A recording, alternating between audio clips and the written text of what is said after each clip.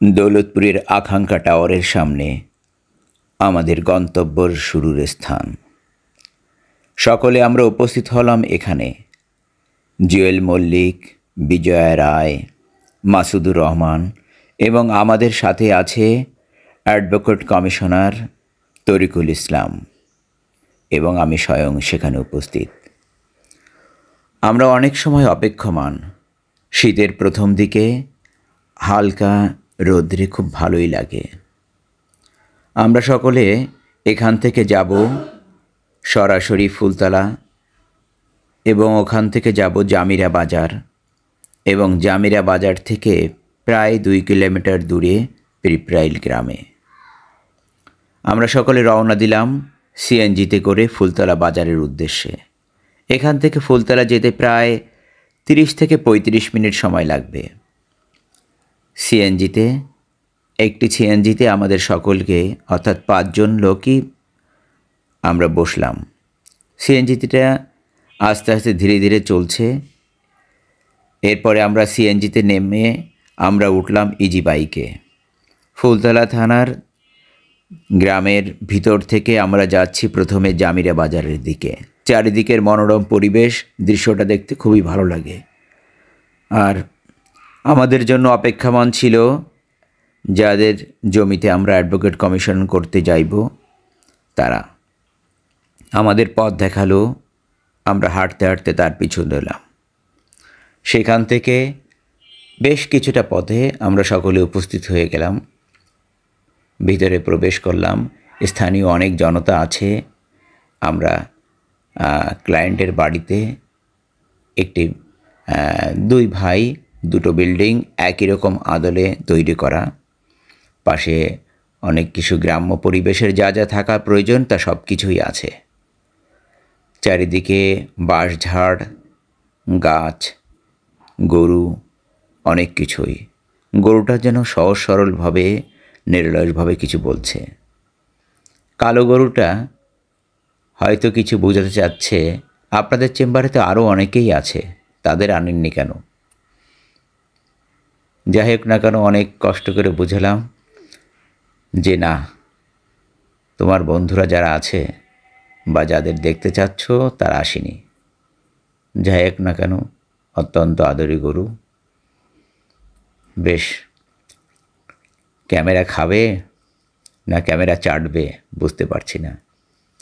ভিতরে advocate commissioner Bijoya রায়, মাসুদুর রহমান এবং ঘুরে ঘুরে দেখাচ্ছে অ্যাডভোকেট হাজরাকে চারিদিকের অবস্থান। যাই হোক না কেন, গ্রাম্য পরিবেশ, খালি গায়ে থাকা তাদের অভ্যাস। আমরা সব কিছু বোঝাচ্ছি কি কি দেখতে হবে। ওখানে বসতে বসতে আমাদের স্বাক্ষর বা অন্য কিছু সেরে ফেললাম। পাশে গাছ, আমাদের আগ্রহ জাগলো ডাব খাওয়ার। তাই তো তারা বড় এক কাঁধি ডাব পেড়ে নিয়ে নামলো আর গাছে উঠল স্বয়ং উনি। ডাবগুলো ধুয়ে ধুয়ে দিচ্ছে যাতে ডাবের থাকা মাটি বা ময়লা যেন গ্লাসে না পড়ে। আমরা একজনে দূর থেকে 3টি ডাব খেয়ে ফেললাম। ডাবগুলো ছিল অত্যন্ত মিষ্টি এবং সুস্বাদু। আর এই সময়ে প্রথমের শীতের দিকে আর সকালবেলার দিকে ডাবের পানি খেতে খুবই ভালো লাগে। প্রত্যেকের উপস্থিত জনতার মধ্যে প্রত্যেকের স্বাক্ষর নেওয়া হচ্ছে আর আমরা ঘুরে ঘুরে দেখছি চারিদিকের অবস্থান। অনেক জনতা। আর কোর্ট থেকে কোনো কিছু কমিশন করার কথা শুনলে স্থানীয় সকল ব্যক্তিরা উৎসুক হয়ে ভিড় জমায়। আমরা ধীরে ধীরে সকলে সই স্বাক্ষর নিয়ে ফেললাম যাতে তারা বলতে না পারে অ্যাডভোকেট কমিশনটা ঘরে থেকে এবং কোর্টে থেকে প্রতিপক্ষের কথা মতো লিখেছে। বাস্তবে তারা জায়গায় আসেনি বা জায়গায় উপস্থিত হয়নি। সেই কারণের জন্যই আমাদের অ্যাডভোকেট কমিশনার সকলের উপস্থিত এবং সকল ব্যক্তিদের সই স্বাক্ষর নেওয়া হয়। আমরা এখানে বসে কিছুটা খোঁজগল্প তেমন নয়, জমি সংক্রান্ত এবং অ্যাডভোকেট কমিশনারের প্রতিবেদনে কী কী বিষয়টা প্রস্ফুটিত করতে হবে বা কী কী জিনিস দেখতে হবে সেই বিষয় নিয়ে আলোচনা করছি। অনেকেই শুনতে চাচ্ছে অপর পক্ষ প্রতিপক্ষ উভয় পক্ষের লোকজন আছে। আমরা বসে বসে সকলের সই স্বাক্ষর নিতে লাগলাম। আর স্থানীয় ব্যক্তিরাও খুব উদ্গ্রীব হয়ে বসে থাকে এবং তারা দেখতে চায় যে কেমন করে বা কী কী তথ্য নেওয়া হচ্ছে। মাসুদ দাঁড়িয়েছিল।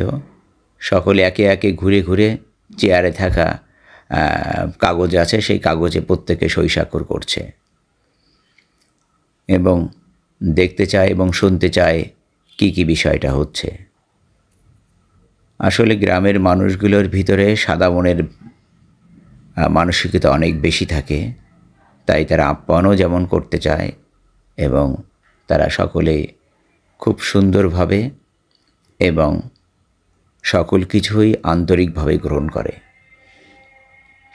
আমরা তাদের অনেককে বোঝাচ্ছি যে কী কী বিষয়টা এবং কোন কোন বিষয়টা আমাদের পর্যবেক্ষণ করতে হবে। আপনারা আমাদের সাথে থাকেন। একত্রে মিলে যৌথভাবে কোনো কিছু অবলোকন এবং পর্যবেক্ষণ করলে বিষয়গুলো পরিস্ফুটিত হয়। যাই হোক না কেন, সকলে আমরা উদ্গ্রীবভাবে বসে আছি এবং উভয় পক্ষ একে অপরের ভিতরে কথাবার্তা বলছে এবং আমরা সবাই সচেতনভাবে আছি যেন তাদের মধ্যে নিজেদের মধ্যে কোনো দ্বন্দ্ব বা প্রতিযোগিতা না হয়। যাই হোক না কেন, আমরা ছুটে চললাম উভয়ের উপস্থিতিতে বিষয়গুলো দেখার জন্য এবং বিষয়টা দেখলাম। চারিদিকে দেখার পরে আমরা প্রতীক্ষামান আছি। একদিকে ক্ষুধাও লেগেছে, দুপুর গড়িয়ে গেছে। মাসুদ, জুয়েল মল্লিক, বিজয় রায় এবং অ্যাডভোকেট কমিশনার সকলেই খাচ্ছে এবং ক্লায়েন্ট অপেক্ষায় থাকে যে তাদের বাড়িতে যখন কোনো অ্যাডভোকেট বা কোনো আত্মীয় স্বজন আছে গ্রাম্য পরিবেশে, তারা খুব আপ্যায়ন করার চেষ্টা করে।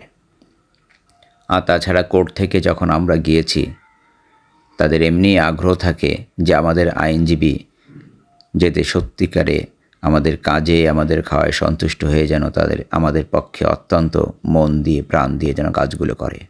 আসলে খাওয়ানোর প্রয়োজন নয়, সকলে এমনি করে। এবং বাড়ির পাশে নৌকাগুলো বাঁধা, এই পাশেই বিল ডাকাতিয়া। যেমন বড় বড় বিত্তবান বাড়ির পাশে গাড়ির গ্যারেজ থাকে, আর গ্রাম্য পরিবেশের এইসব বাড়ির পাশে নৌকা বাঁধা থাকে, এটাই তাদের গ্যারেজ। অনেক নৌকা, এক একজন বাড়ির প্রত্যেকেরই কিন্তু এখানে নৌকাগুলো ভাসছে। দেখতে নৌকাগুলো সুদৃশ্য এবং একই হলেও আমরা হয়তো গুলিয়ে ফেলছি কার নৌকা কোনটা, কিন্তু প্রকৃত মালিকরা কিন্তু ঠিকই বোঝে আমার নৌকা এটা। একটু রঙের হেরফের হলেও তারা বুঝতে পারে, নৌকার পরিবর্তন তারা ঠিকই টের পায়। নিজস্ব নৌকায় তারা চড়ে।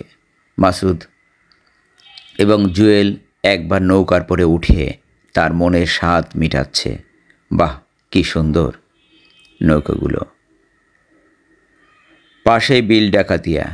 জনশ্রুতি আছে যে এই বিলটাই বাংলাদেশের চরল বিলের পরেই হচ্ছে দ্বিতীয় অবস্থান। অনেক বড় বিল। এই বিলে মাঝ স্থানে বা মাঝখানে কখনো ধান বা অন্য কিছু হয় না, জলাবদ্ধ থাকে 12টা মাস। তাই এখানে প্রকৃতির মাছের সংখ্যা অনেক বেশি। যাই হোক না কোনো, নৌকাগুলো দেখতে খুব সুন্দর লাগছে, নয়ন অভিরাম, অত্যন্ত ভালো। এই নৌকায় তাদের চলাফেরা। আমরা ফিরে এলাম, আমরা চলতে যাচ্ছি বাড়ির পথে। চারিদিকের মনোরম পরিবেশ। বিকেল গড়িয়ে এসেছে, শীতের আমেজ এবং পড়ন্ত বেলায় স্বর্ণালী রোদের মতো ঝিকঝিক করছে চারিদিকের আবহাওয়া, চারিদিকের প্রকৃতি। দেখতে দেখতে আমি নেমে পড়লাম। বাকিরা ছুটে যাবে তাদের আরও একটু গন্তব্যস্থলে খুলনা শহরের দিকে। আমি নামতেই সকলে খুব আমাকে বিদায় জানালো। ওনারা চলে গেল আর আমিও ফিরলাম বাড়ির পথে। ধন্যবাদ সকলকে দেখার জন্য।